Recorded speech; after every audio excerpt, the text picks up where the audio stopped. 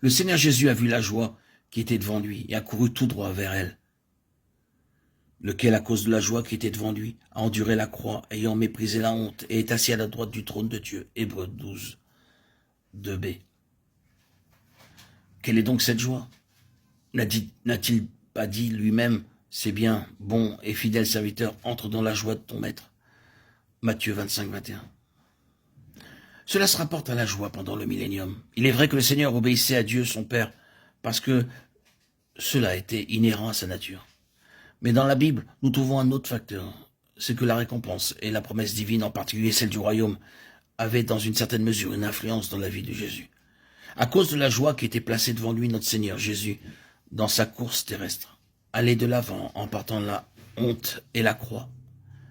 Comment se fait-il que dans ce passage de Hébreux 12, 2, l'écrivain mentionne le nom de Jésus et non celui de Christ ou du Seigneur Jésus, qui est son titre après la résurrection, pour identifier l'auteur de notre foi et celui qui peut la parfaire? Nous savons que Jésus est le nom du Seigneur en sa qualité d'homme. C'est pourquoi Dieu nous dit de regarder à Jésus, parce qu'il veut que nous regardions le côté humain de notre Seigneur. L'obéissance à l'égard de Dieu est le côté divin de sa nature. Mais mépriser la honte et endurer la croix à cause de la joie qui était devant lui, c'est son côté humain. Le Saint-Esprit a inspiré l'écrivain dans ce passage pour l'appeler Jésus, nous révélant que cet aspect de la récompense a eu une influence sur le Seigneur en relation avec son humanité. Il est vrai que nous obéissons à Dieu parce que nous l'aimons.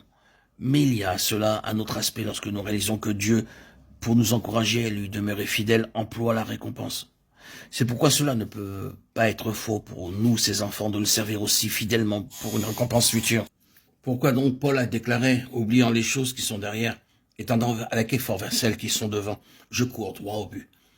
Sa seule réponse est pour qu'il puisse remporter le prix de l'appel céleste de Dieu dans le Christ Jésus. Philippiens 3, 13, 14. La récompense est ce que Dieu destine à l'homme, s'il répond à son appel. C'est aussi ce qui a conduit Paul à tout délaisser.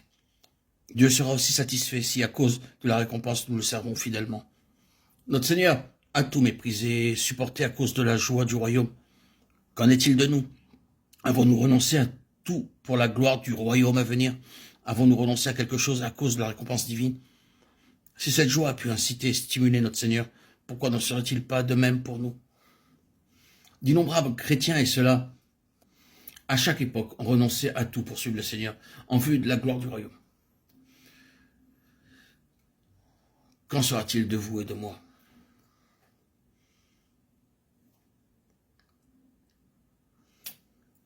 Que signifie donc regarder à Jésus? C'est ne pas regarder à nous-mêmes. Regarder vers Jésus, c'est être tellement attiré par lui que la personne délaisse son monde intérieur et s'attache à celui qu'elle regarde. Vers quel Jésus devez-vous regarder? Vous regardez vers ce Jésus qui est à la fois l'auteur de notre foi et celui qui l'a conduit à la pleine maturité. Ce Jésus en qui tout est récapitulé. Le secret du progrès spirituel, c'est de savoir comment ne pas demeurer dans notre propre condition. Celui qui sait comment ne pas regarder à lui-même est vraiment béni. Que l'Esprit de Dieu nous accorde la révélation pour savoir ce que signifie regarder au-delà et comment ne pas avoir une mauvaise analyse de nous-mêmes.